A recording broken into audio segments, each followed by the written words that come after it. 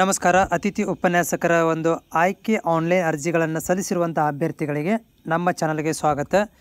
ನಾನು ಮಾರ್ನಿಂಗ್ ಒಂದು ವಿಡಿಯೋ ಮಾಡಿ ಹಾಕಿದ್ದೆ. ಏನಂತಂದರೆ ನಾಳೆಯಿಂದ ನಿಮಗೆ ಕೌನ್ಸ್ಲಿಂಗ್ ಮೆರಿಟ್ ಆಧಾರದ ಮೇಲೆ ಕೌನ್ಸ್ಲಿಂಗ್ ಪ್ರಕ್ರಿಯೆಯನ್ನು ಆರಂಭ ಮಾಡ್ತಾರೆ ಅಂತ. ಸೊ ಅದಕ್ಕೆ ನಾನು ಉಲ್ಲೇಖವನ್ನು ಕೂಡ ಕೊಟ್ಟಿದ್ದೆ. ಏನು ಉಲ್ಲೇಖ ಅಂತಂದರೆ ಅವರು ಕೊಟ್ಟಿರುವಂಥ ಒಂದು ಸ್ಕೆಡ್ಯೂಲ್ ಮುಖಾಂತರ ನಾನು ಮಾಹಿತಿಯನ್ನು ಕೊಟ್ಟಿದ್ದೆ. ಈಗೂ ಕೂಡ ನಿಮಗೆ ತೋರಿಸ್ತೇನೆ.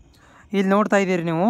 ಈ ಒಂದು 4ನೇ ಪಾಯಿಂಟ್ ಇಲ್ಲಿ ನೋಡಿ, ಕಾರ್ಯಭಾರ ಪ್ರಕಟಿಸುವ ದಿನಾಂಕ ಅದು ನಿನ್ನೆಗೆ ಮುಗಿದಿದೆ. ಯಾಕಂದರೆ ಅವರು ಒಂದು ಟೆಲಿಗ್ರಾಮ್ದಲ್ಲಿ ಮಾಹಿತಿಯನ್ನು ಕೊಟ್ಟುಬಿಟ್ಟಿದ್ದಾರೆ, ಕಾರ್ಯಪ್ರಭಾರದ ಬಗ್ಗೆ ಮಾಹಿತಿಯನ್ನು ಕೊಟ್ಟಿದ್ದಾರೆ. ಆದರೆ 5ನೇ ಪಾಯಿಂಟ್ ನೋಡಿ, ಮೆರಿಟ್ ಪಟ್ಟಿಯನ್ವಯ. ಆ್ಯಕ್ಚುಲಿ ಮೆರಿಟ್ ಪಟ್ಟಿಯನ್ನು ಬಿಡುಗಡೆ ಮಾಡಬೇಕಿತ್ತು. ಆದರೆ ಮೆರಿಟ್ ಪಟ್ಟಿ ಅನ್ವಯ ಅವರೇ ಹೇಳ್ತಾ ಇದ್ದಾರೆ, ನಾವು ಮೆರಿಟ್ ಪಟ್ಟಿ ಅನ್ವಯ ಕಾಲೇಜು ಆಯ್ಕೆ ಕೌನ್ಸಿಲಿಂಗ್ ನಡೆಸುವ ದಿನಾಂಕಗಳು ಅಂತ ಕೊಟ್ಟಿದ್ದಾರೆ. ಅಂದರೆ ಅವ್ರು ಏನು ಮಾಡ್ತಾರೆ, ಹಾಗೆ ಸುಮ್ಮನೆ ಸ್ಟಾರ್ಟ್ ಮಾಡೋದಿಲ್ಲ. 23ನೇ ತಾರೀಕಿನಿಂದ ಮೆರಿಟ್ ಪಟ್ಟಿಯನ್ನು ರಿಲೀಸ್ ಮಾಡ್ತಾರೆ. ಮೆರಿಟ್ ಪಟ್ಟಿ ರಿಲೀಸ್ ಮಾಡಿದ ಮೇಲೆ ಅದಕ್ಕೆ ತಕ್ಕಂತೆ 27ನೇ ತಾರೀಕು ತನಕ ಈ ಒಂದು ಪ್ರೊಸೆಸನ್ನು ಕಂಪ್ಲೀಟ್ ಮಾಡ್ತಾರೆ. ಹೋದ ವರ್ಷ ಕೂಡ ಮೆರಿಟ್ ಪಟ್ಟಿ ಬಿಡುಗಡೆ ಮಾಡಿ ಏನು ಮಾಡಿದರು ಅಂದರೆ ಕೌನ್ಸಿಲಿಂಗ್ ಪ್ರಕ್ರಿಯೆಯನ್ನು ಮಾಡಿದರು. ಅಡ್ವಾನ್ಸಾಗಿ ಅವರು ಹೇಳಿಲ್ಲ, ಏನಂದರೆ ಮೆರಿಟ್ ಪಟ್ಟಿ ಬಿಡುಗಡೆ ಮಾಡುವ ದಿನಾಂಕವನ್ನು ಅವರು ನಿಗದಿ ಮಾಡಿಲ್ಲ.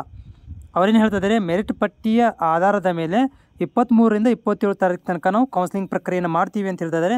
ನಾಳೆಗೆ ನಿಮಗೆ ಮೆರಿಟ್ ಪಟ್ಟಿಯು ಕೂಡ ರಿಲೀಸ್ ಆಗುತ್ತೆ. ಆಲ್ರೆಡಿ ಅವ್ರು ಏನು ಮಾಡಿದ್ದಾರೆ, ತಾತ್ಕಾಲಿಕ ಮೆರಿಟ್ ಪಟ್ಟಿಯನ್ನು ಬಿಡುಗಡೆ ಮಾಡಿದ್ದಾರೆ. ಓಕೆ, ಆ ತಾತ್ಕಾಲಿಕ ಮೆರಿಟ್ ಪಟ್ಟಿಯೇ ಫೈನಲ್ ಮೆರಿಟ್ ಪಟ್ಟಿ ಆಗುತ್ತೆ, ನೆನ್ಪಿಟ್ಟುಕೊಳ್ಳಿ.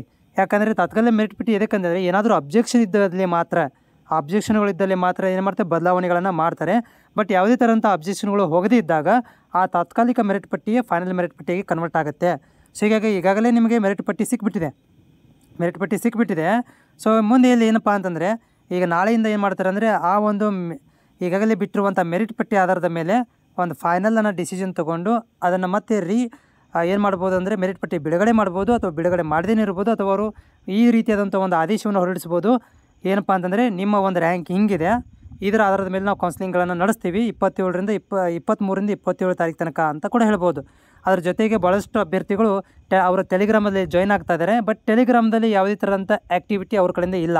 ನಿನ್ನೆ ಒಂದೇ ಒಂದು ಮೆಸೇಜ್ ಹಾಕಿರೋದು, ಅದನ್ನು ಕೂಡ ನಾನು ವಿಡಿಯೋ ಮುಖಾಂತರ ಶೇರ್ ಮಾಡಿದ್ದೀನಿ. ಅವರೇನು ಮಾಹಿತಿಯನ್ನು ಕೊಟ್ಟಿದ್ದರು ಅಂಥೇಳಿ ಅದನ್ನು ಕೂಡ ನಮ್ಮ ಹಿಂದಿನ ವಿಡಿಯೋದಲ್ಲಿ ನೀವು ನೋಡ್ಕೊಳ್ಬೋದು.